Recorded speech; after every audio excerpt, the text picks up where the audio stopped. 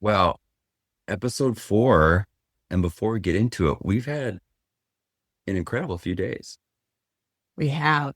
We're sitting here this morning reflecting on yesterday. We were able to go down to Illinois State and celebrate Jackson graduating. And it was an emotional, inspiring, and also reflective day. Yeah, I agree. I think it was, it was exciting. It was a beautiful day, and how different our two kids are, you know? Two graduated kids. Right. Mackenzie's experience when she graduated, and then Jackson's, it was, it's reflective of their personality. But I also think as a parent, for me, I almost brought this up to you yesterday. So many times in parenting, I sort of wished that moment away because I was not wish that moment away, that's the wrong term. I was so concerned about the day going right, me getting the right pictures, are the dinner reservations going to work out, right? Is everyone comfortable? And yesterday with Jackson, two things happened. One, I remember consciously saying to myself when we were walking across campus, soak this in, enjoy it, be present. Because I feel I'm in that stage, I'm learning how to do that now. Mm-hmm. And it was awesome. Jackson took us around to places that were meaningful to him. Yes. He didn't want to go stand in front of the big 2025 or find some balloon arch or a staged Instagram post picture. He wanted to show us the library, and particularly the exact spot, because in very Jackson fashion, he had one spot he went to every time, and that is where he spent his hours studying. Yeah, and it was like a catacomb. It was hilarious. I was, again, being present, thinking, wow, this is so his character. And then, it was on the far side of the library, overlooking the whole campus. So it was both beautiful and remote. And it does, my gosh, every library smells the same. It does. It baffles me. Yeah, it is weird. That is, sidebar, but very. So thinking about that last night on the drive home and getting ready for this episode, I am just so incredibly grateful for that moment and to be in a space where I could be present for it. So if I was to be able to go back and talk to past Justin, I would tell him to relax and don't worry about all those other things because they're going to be where they're going to be, and be really present for that moment. Well, that echoes what we spoke about in what you wanted for the future 31 years. Right. You said presence. Oh, 31 years of marriage. Yes. You're not going to say I'm going to die in 31 years. I hope not. Yeah. But it could. Yeah. I'm rooting for 88, by the way. I knew it's so weird. Why? What? I don't know. It's just a goal. I don't know. Like, it's strange, but regardless. Let's just start our episode. Life isn't a sprint. It's a marathon. And along the way, we all stumble, learn, and keep going. Welcome to Running Errands, a podcast about navigating marriage, parenting, friendship, business, faith, and all the unexpected detours that come along with it. We're Justin and Sarah Ahrens, partners in life, business, and raising 4 incredible kids. For over 30 years, we've been figuring things out as we go. Sometimes successfully, sometimes, well, not so much. But that's the beauty of hindsight. We're here to share the lessons we've learned, the wins, the failures, and the moments that have shaped us. Through honest, unfiltered conversations, special guests, and maybe even a few stories from our kids, we'll explore what it really takes to grow, adapt, and continually move forward. So whether you're running a business, a household, or just running late, you're in the right place. Let's do this together. We're glad you're here. Welcome to Running Errands. We want to talk about parenting our kids now as adults, and we'll talk about episodes of all the different stages of our kids, and we're absolutely going to have our kids on the show. But let's just They're insistent upon that. Well, most of them are. Oh, that's right. Jackson said yesterday, I assume it's a requirement that I need to be on your show. And what did I say? Yes. I said absolutely. And I, of course, said, only if you want to. We want it to be something you want to participate in. Again, shows a little bit sometimes of our differing parenting styles. Well, for those who maybe just be tuning in for the first time, we've got 4 kids between the ages of 19 and 25. Some are in college. 2 are in college. 3 are in college because I guess Kenzie's getting her. Oh, she's getting her second degree. Second degree, yeah. Yes. Some are starting new careers. And I think all of them are figuring out who they're becoming. And truthfully, at this stage, I think so are we. Yes, for sure. Because I didn't think I would have, I don't want to call it an identity crisis. That's so dramatic. But this space of empty nesting, which we technically aren't empty nesting, but our children are moving on beyond our control, our domain. We still have influence, but it's more in a support role. And it is a very strange space for me to be in. The word that continually came up for me as I tried to articulate it, because as many of you who do know me, I have a lot of words. So I'm trying in my adulthood to make my words more accurate, descriptive. Yes, you're very good at being proactive and focused and meaningful, I should say. But the word that, for me, that keeps resonating is I feel untethered. That's interesting. Yeah. And I don't necessarily even know what that means, but that's the one that keeps repeating in my head of untethered, a bit of a limbo, a bit of a floaty, like I'm discovering what this version of me is. Well, let's level set here a little bit. So I feel many parents, and I think we did as well, thought everyone else knew how to do the different stages of parenting. Oh, absolutely. And I think this stage, like all the other stages, isn't about knowing exactly what to do. And I think what we're realizing more and more, and again, going back to if we could counsel past Justin and Sarah, it's really about showing up, being present. And now with older adult children, I think it's in a lot of ways letting go and learning how to stay connected without holding too tight. That is accurate and hard. It's a change of my intention. My intentions never change. It's a change of interaction. It's a change of my expected behavior in situations. But we also have to explain a little bit is they are adult children, but currently in this world, we're about to have all 4 come back for the summer. Right. So that's adults coming back into the home, and we have to discuss what that means. It was interesting. The other night we were with some friends and they asked us what our rules were when the adult kids come home. And I don't think we can have some like foundational rules, like more about integrity and letting us know, but I can't, and I wouldn't give a curfew.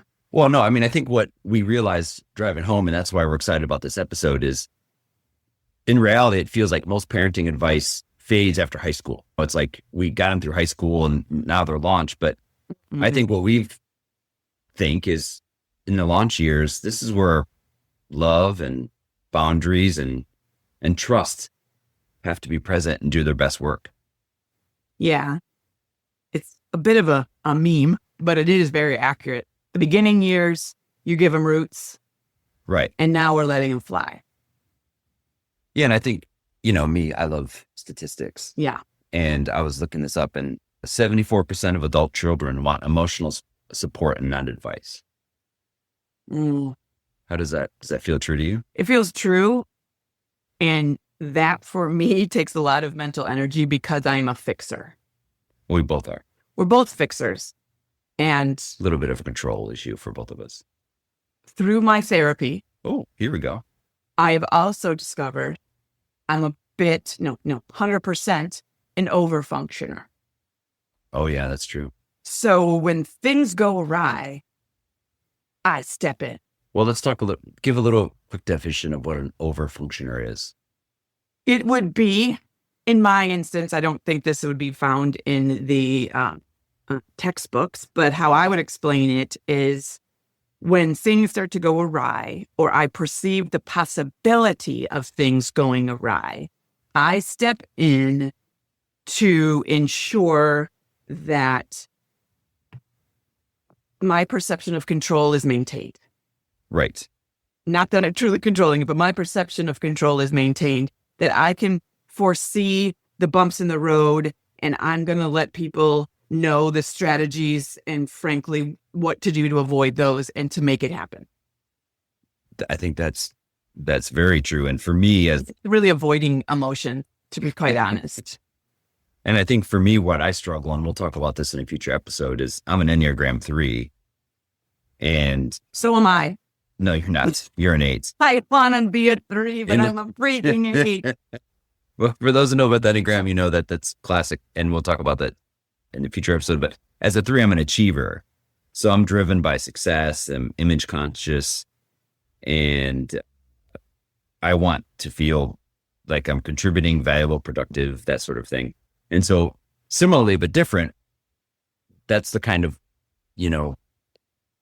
lens I look at our kids, and I want our kids to have that lens, which is completely inappropriate. Lens of you?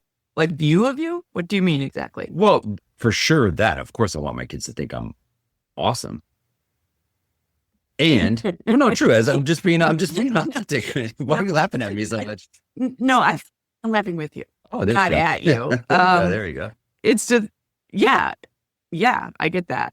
I mean, we've had some people in our life where they said, I don't care if my kids like me, I'm their parent, not their friend. And we can dig into that at some point. What I'm saying is I want to be let me define awesome.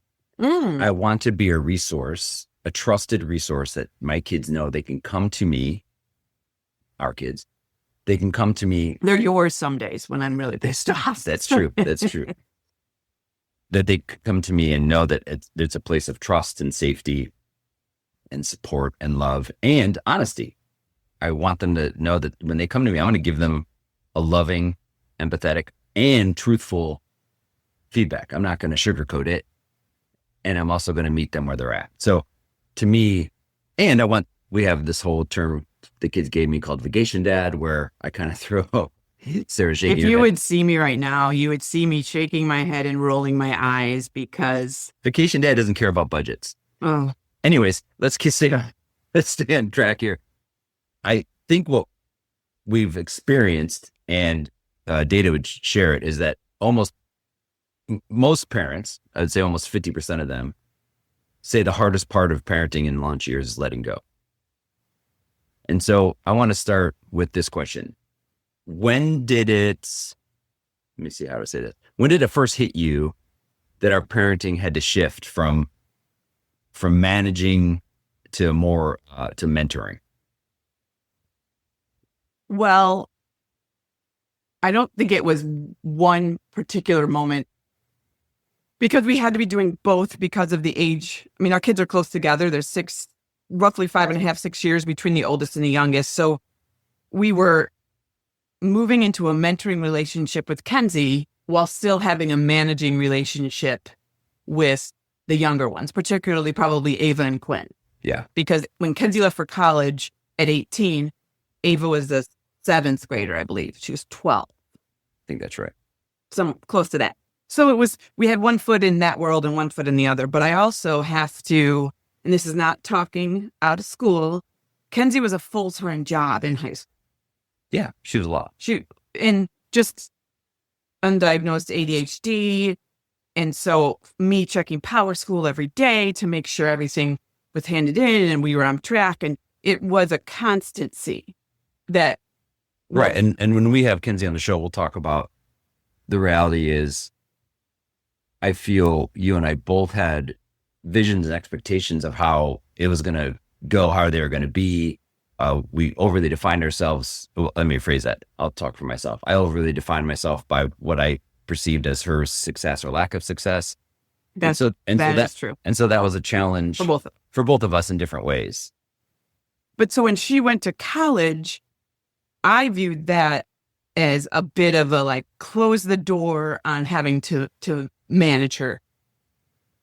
Yeah, I would say just this is great. We hadn't planned about this, but to be transparent, I feel at that point with Mackenzie, in some ways, it felt like you're like, great, she's on her own, she's good, and you took a big step back. I did. Yeah, I did, and that had some positives and it had some negatives.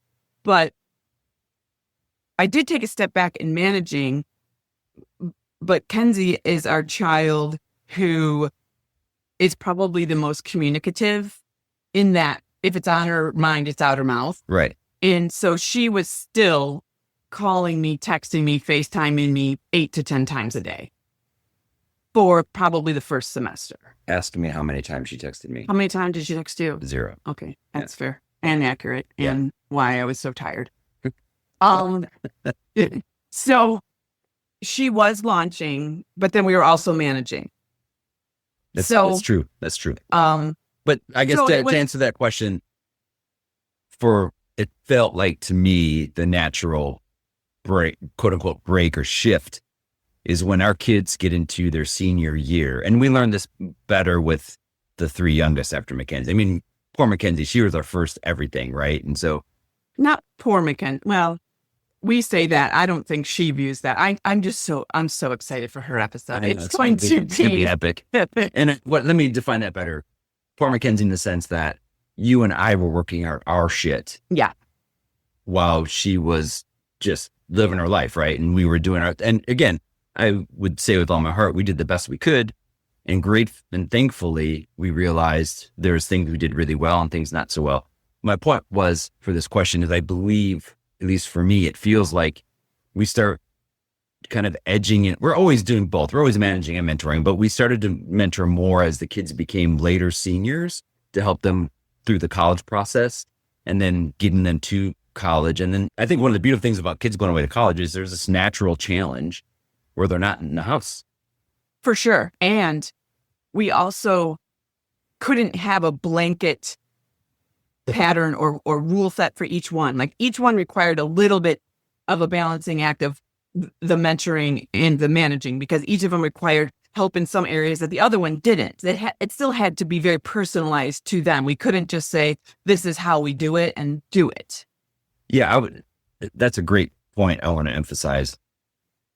It's amazing to me, and for those who have kids who are listening to this, how you could have just one child and how different they are from you, and have 2 children and how different they are from each other, right? It's just incredible how different all 4 of our kids are. And people tell us that all the time, which is, I don't know, is it interesting? This is one of those times I want to make sure my word is accurate.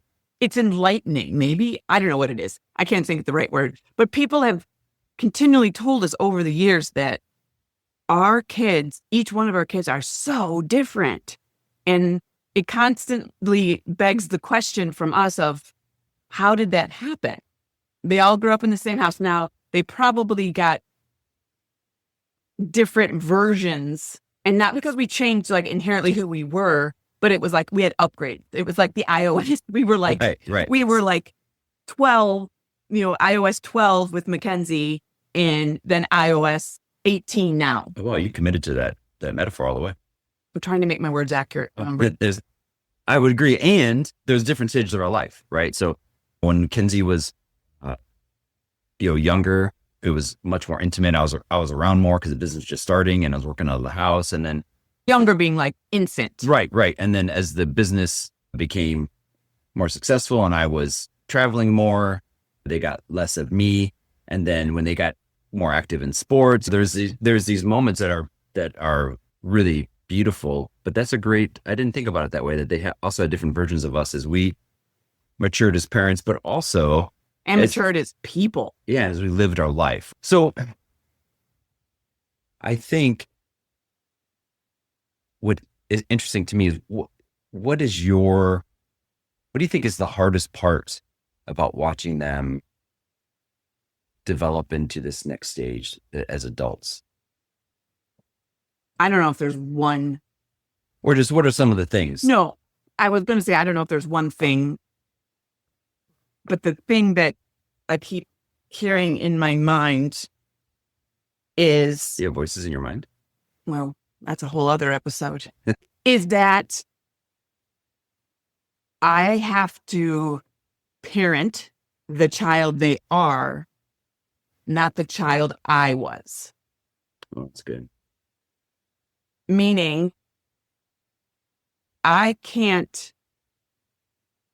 assume that they're going to behave, make decisions like I did or like I would.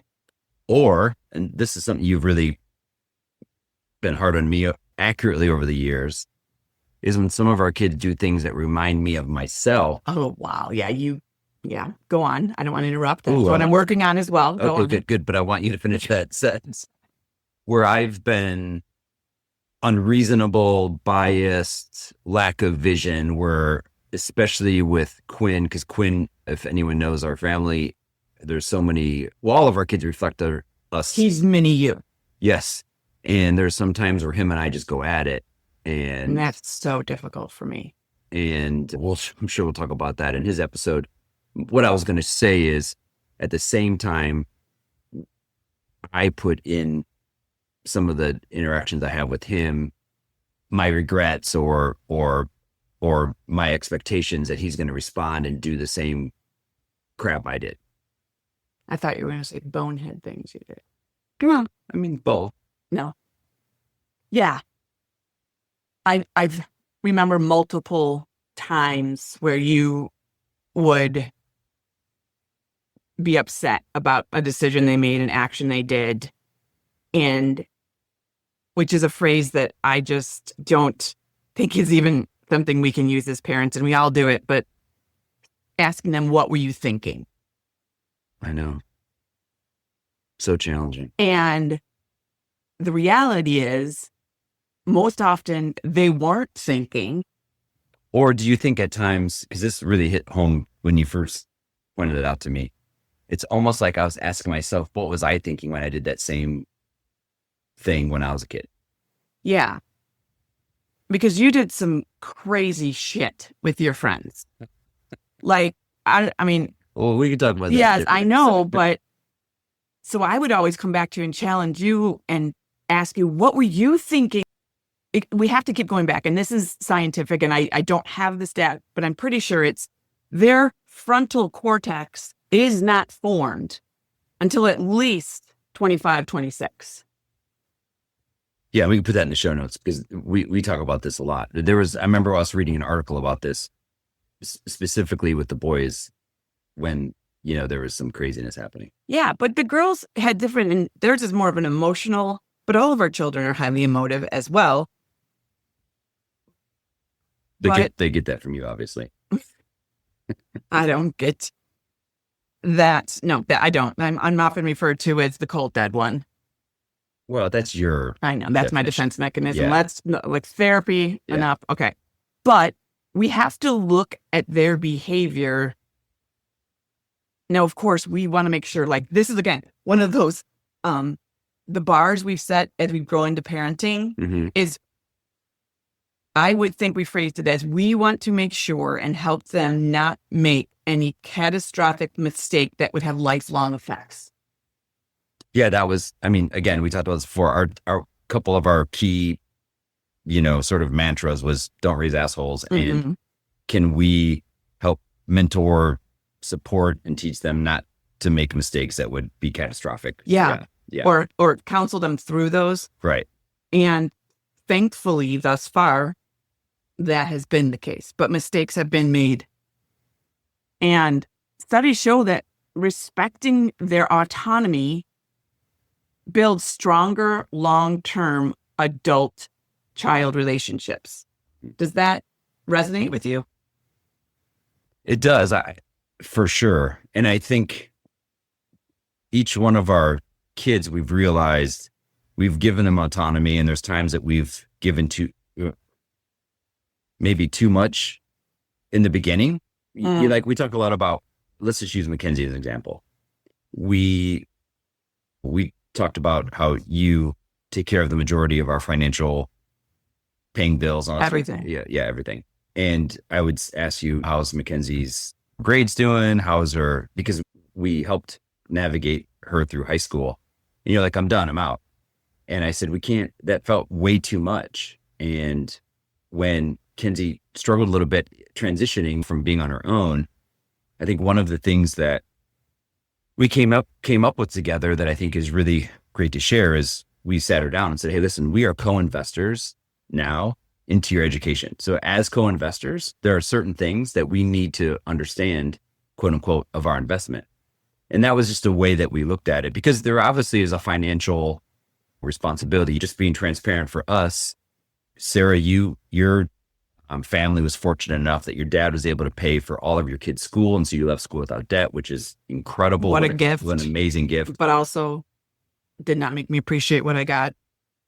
And I didn't have that. I was on my own, more or less. I had a little bit of help, but I left school with massive debt, and we took years for us to work through it. And gratefully, we were able to get that done sooner than we thought. With that said, we made a commitment to each other that we were going to support each of our kids and do our best to pay for up to half of their education. And then they were on the hook for the other half. And they had an opportunity to get good grades, to reduce that, to get scholarships, to get grants, to do work study, all that sort of thing. Because we felt that that would help them appreciate it more and have some skin in the game. And it would surprise me when you backed out. And I said, wait a second, this seems very, counter to what we talked about. And I realized now that you were tired and you wanted a break.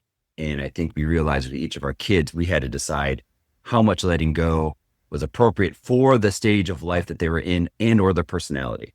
Would that seem fair? Yes, that's very fair. And we started that probably a little late with Mackenzie. But the fact her path has been nonlinear, it's been curvy and up and down, but it shows me that we don't have the control regardless of what we think. And then we've stepped in and had the conversations much earlier with Ava And Quinn. But it also shows us everyone's personalities and how they respond to that information and what their skill sets are and what their drivers are. Right. Of what incentivizes them, what pushes them, motivates them, what's important to them. We have to figure out how to frame those things within the foundational lessons we're trying to give them. Right. And I think to summarize that in one statement, I believe you and I both are like, how do we let go without losing them? Oh, because that's for me for those listening, I would say we're very tight as a family. Yes, thankfully and appreciatively. And we should talk future episode about how tight we thought we were, but there are still. Oh my goodness, secrets and the stories. confessions that come out. And we thought we just knew so much that was going on, and yeah, wow. So give me one example, and I'll give you one too. When have there been times you wanted to step in, but you chose to stay out? Ooh, that's really not a strong suit of mine. So I have to really kind of think about that. I'm not good at this. So I'm trying to think of where I did. Well, I'm getting much better. I had to frame it with the younger kids. Okay. Because like Quinn or Eva will come to me with a situation in school, teacher, a project, a job, and ask me what to do. And I try to frame it in the way that you've learned from your coaching of, well, if you did know what to do, what would that be? Yeah, that's my favorite piece of advice to any life situation is when someone says, I don't know, you respond and say, well, if you did know, what do you think the answer would be? It frustrates them for a moment, but I feel it offers them an opportunity to think through it a little more, or maybe take a different lens at it. And one of the hardest things for me is that parenting adult children or children that are moving into adulthood is letting them make some mistakes and knowing with my all-knowing like Wizard of Oz that, oh yeah, this is going to go real poorly. This is going to go real poorly. Now, thankfully, I've been wrong about that more often than I've been right. Yeah. And I think we both have had circumstances like that with, Mackenzie changing majors. We had a big argument about that. And I think for me, where I stepped in and stayed out and then get back into it is when Quinn was doing his recruiting, and even Jackson a little bit when they were doing their football recruiting. It was so much about me. And I realized that's so healthy for you to admit. Well, and again, my next thought was, how do we show up now without making about us? And I think that's still a challenge for me, is when I ask them questions, I find a lot of my questions come out of my discomfort or what I see as a future mistake or roadblock or challenge. And I want to make sure that when I do ask it, I'm being self-aware enough to be like, okay, is this about me? Or is this about, I'm concerned about them doing X, Y, and Z right? Both things can be present. I was just going to say both. No, well, for example, I went to Illinois Wesleyan. I loved my experience there, but my last week of school was terrible. I ended up trying to say I owed all this money and blah, blah, blah, blah. And so one of the things, and they said that I didn't take a class that I needed to graduate, but yet I had, 10, 12 hours more than I needed to graduate. So one of the things that I constantly think about with the kids is that scarred me. Yeah. And so I am hard on them when it comes to, do you have your crap together when it comes to classes? Do you know what the freak is going on with your finances? And both those things are true. Both of those things are super valuable to figure out. And it comes from that experience I've had. So you're saying your bias isn't the right word there. Your experience and fear drive that conversation a bit. Yes and no. I would say that experience, now that I've processed it, I realize there is a valuable piece of wisdom there. And I want to share that wisdom to them because I didn't have someone helping me with that. I want them to know, hey, you are responsible for your class schedule. Mom and dad are not.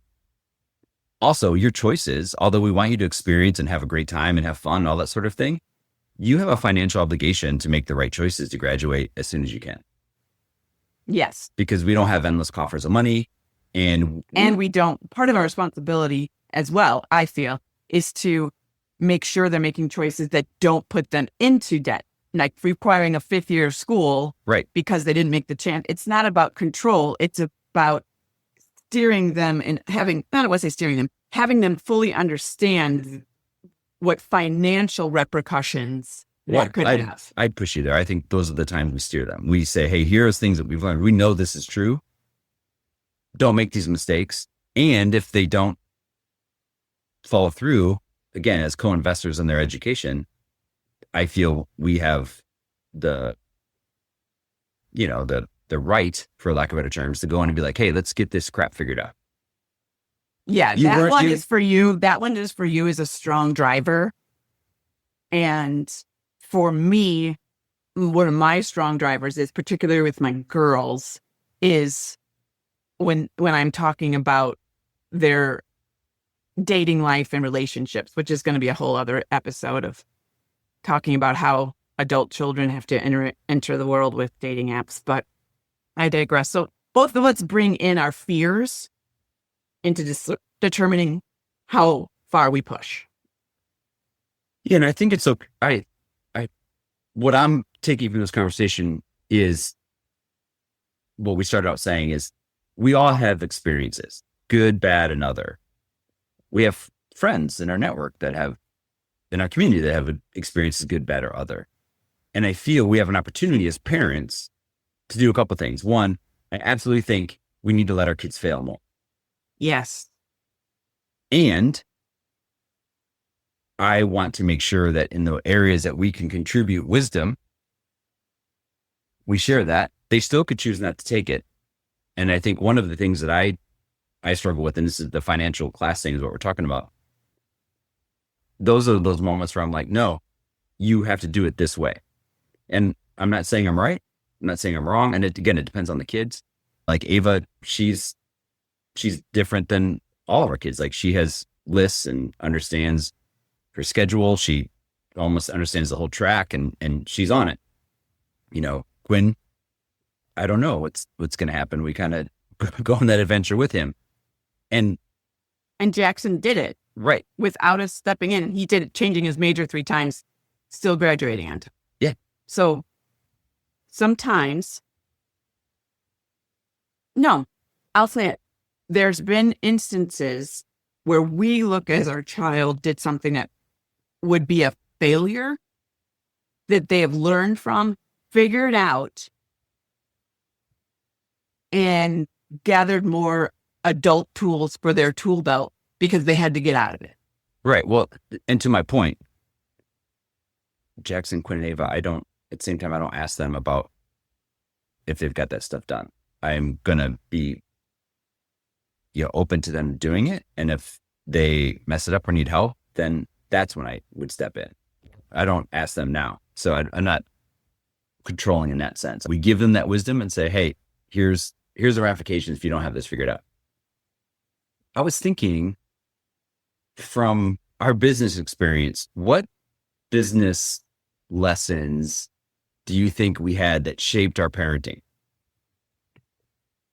I would think the one that stands out to me most brightly is we were talking with someone we met in a business relationship, and we were talking about difficult employees or something along those lines and having to let someone go.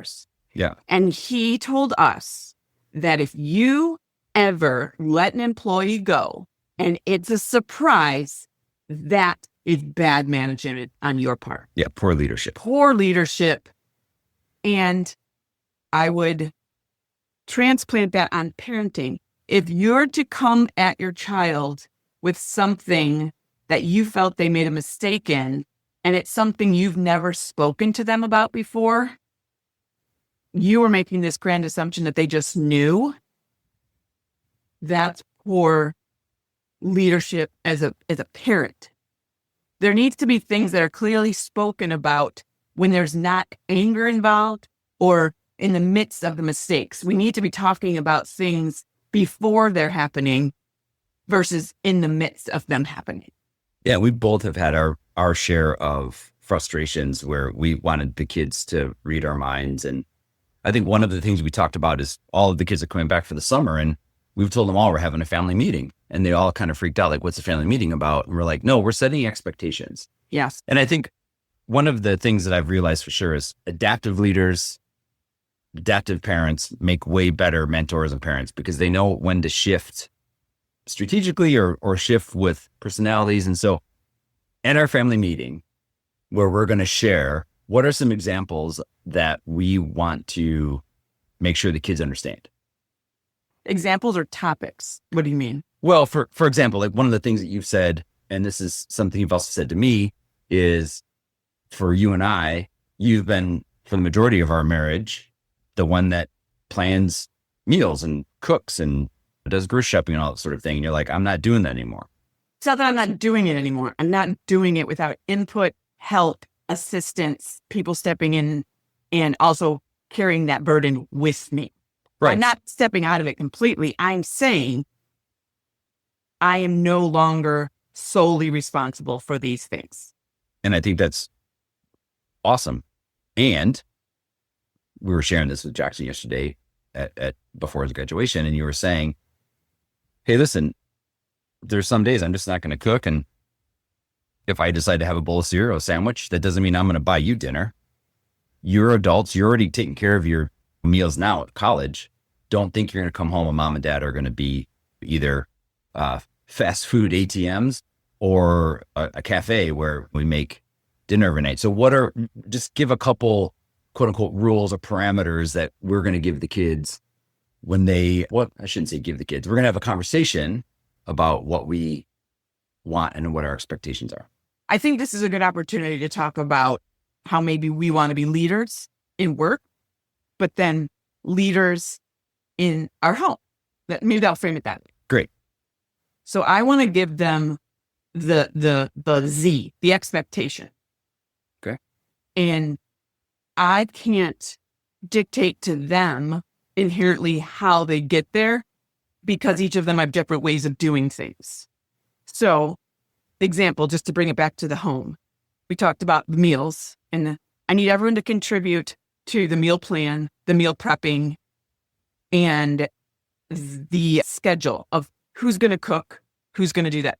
How they do that, what kind of meals they prepare, I can't dictate if my end result is I just want your help and to everyone to pitch in.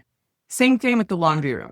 There's 6 adults now having to share one laundry room. Now we have a beautiful large laundry room, which is one of my favorite spots in my home. Well, maybe not anymore. It was originally my big sellers of this house. But in the past, they've done things 8 stages. Like there'll be baskets that I don't know what stage of clean, dirty are in. Yeah, I remember there was one week during Christmas, like several years ago when they were coming from college. I think we washed the same clothes 4 or 5 times. And that, for me, is very disruptive. So I have told them, I want your things washed and dried and out of the laundry room in the day. Now, how they do that, I can't dictate. I told them my expectation at the end, and how they go about it has to be fitting to what makes it successful for them. But my standard is I don't want my laundry room full, our laundry room, sorry. Well, thank you. Full of unfolded clothes, dirty clothes, sheets, all the things, because that creates stress for me, good, bad, or otherwise. And maybe it's foolish, but it does. I have to be truthful about that. Yeah, and similarly, we didn't. One of the things that I had early on in our parenting that you and I went round and round about was the condition of our kids' room. And with that said, I'm shifting my desire now because my office is now upstairs, and I like things to be in a somewhat decent, respectable condition. And I told the boys, now that we're all upstairs together, not only is your room going to be suitable or in a better shape, but also we share a bathroom. So this is how it's going to work. Okay. I want to challenge you on that. Okay, great. Would you be okay if they just shut their door so you didn't have to see it when you walk by? I don't think so. Why? I think there's probably a level of, again, this is going to be vulnerable, a level of respecting my desires of, let's just call it what it is. This is a home that you and I own. This is our home. They are adults living in our home. They're our kids. It's their home as well. And they're capable now. They're capable to keep their room clean. And you know what? We're going to sell this house at some point. If you are dirty and gross, I don't love that. And so that's just something that I have to process. Maybe I'll shift on that and we'll share with you if I do. But that's just saying that's the solution. Like, I'm just saying if there's a day where it may be easier for them in their schedule to close the door. I would think I'm more flexible these days. Would you say I am? Sure. No, serious. No, you are. You are. I'm probably more inflexible about those things. I would agree. Yeah.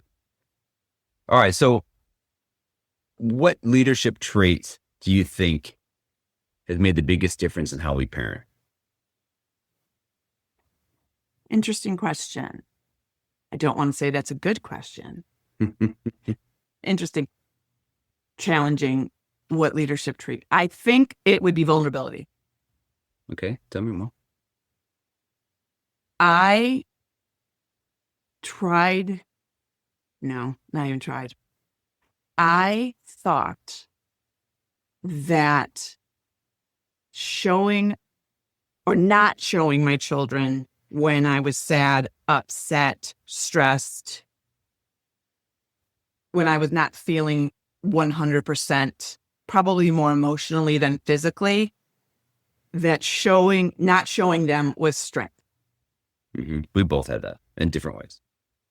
And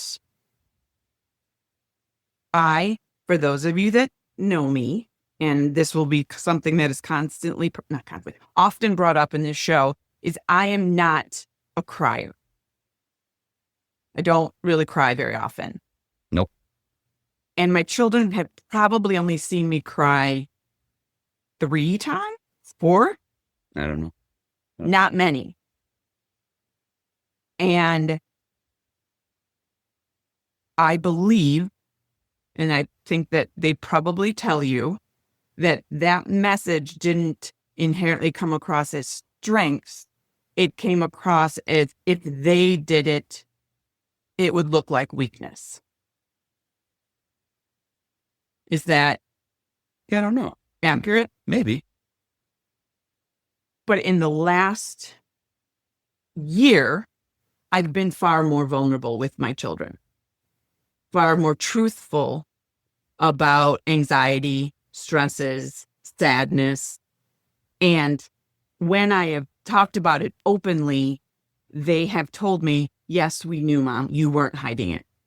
And do you think that that's because that we feel more comfortable with them and their age, and also we've been working really hard on self-awareness and vulnerability ourselves, that's just come to that point where you feel more comfortable? It's probably both. Yeah. What about you? I think there's really two things. And I believe initially I didn't use this trait very well. When I choose to be, I'm a great listener. Oh, I love how you phrase that. Yeah. And learning to listen to our kids. And I need to credit Mackenzie with this, and you. Mackenzie being home, she's a para, she works with special needs and what's the other term? Behaviorally challenged. Yeah, They're called, they are the developing opportunities. correct. And what was beautiful about the three of us, we had a routine, I would say a couple times a week, where we would be able to have dinner together, which was just beautiful. And originally Mackenzie would come home and there was just a lot of stories and words and that sort of thing. She would often start the meal by saying, you guys, just hold on. I have a lot of words today. Well, it's who would she address? You. it to? Yeah, she'd say, Dad, hold on, I have a lot of words. And I remember initially I would get into old habits and kind of tune some of it out. And then something shifted where I loved it. I was like, okay, Ken, let's go.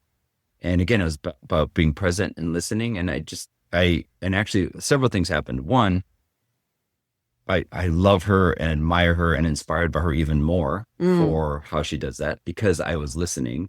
And I realized when there's times I choose to listen at work, I'm just a better teammate. I'm a better leader.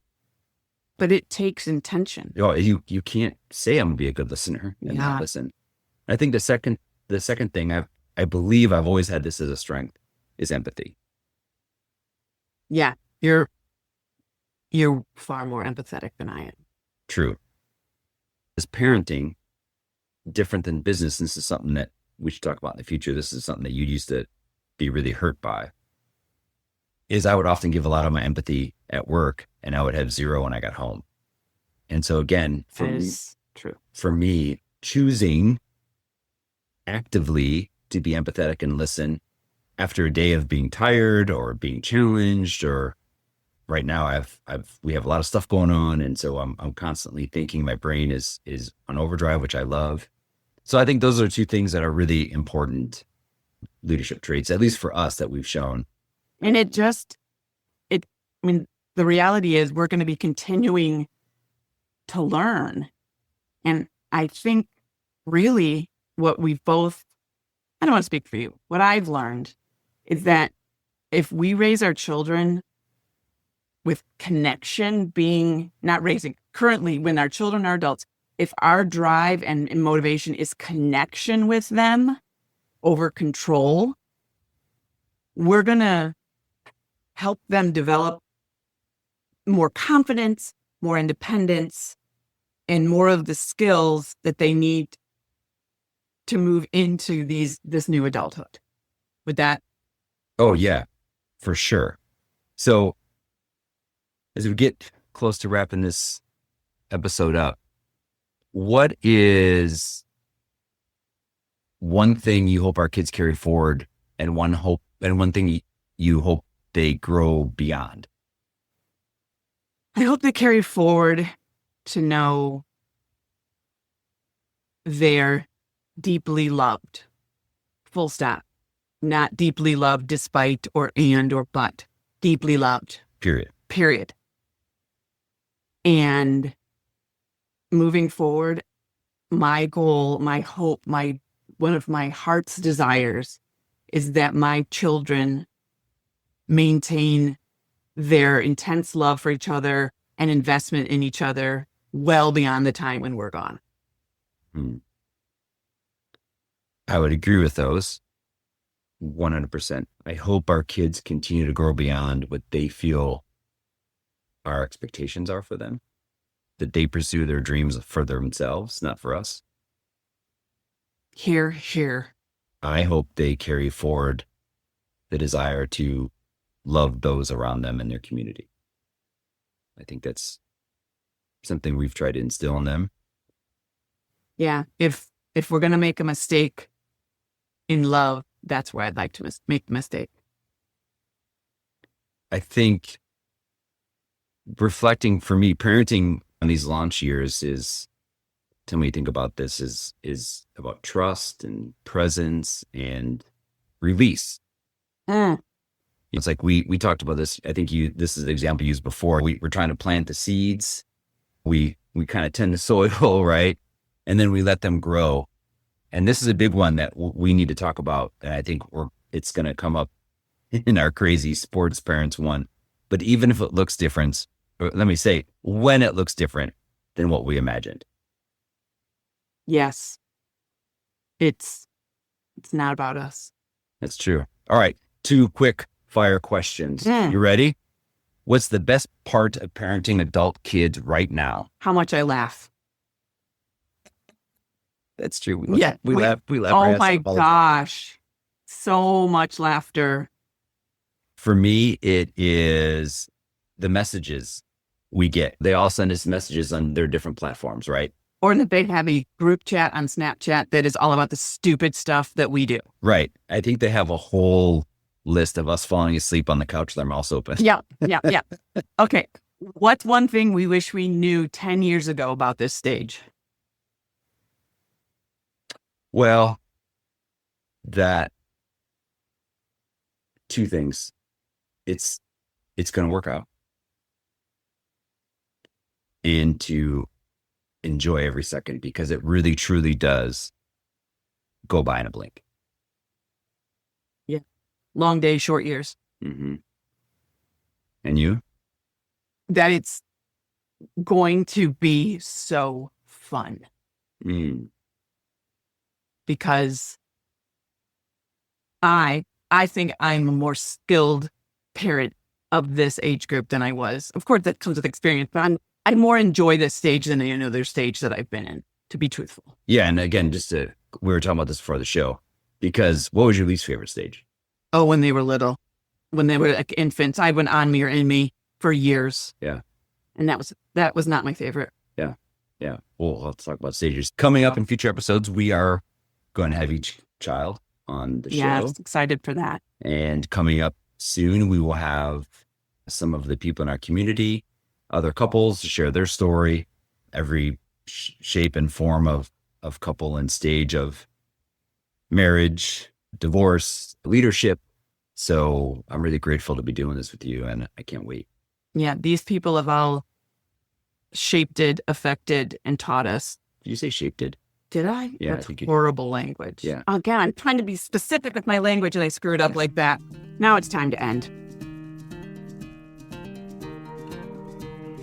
So thank you so much for joining us on this episode of Running Errands. We truly love having these conversations and sharing them with you. If something resonated with you today, we'd be so grateful if you'd rate and review the show. It helps more people find us.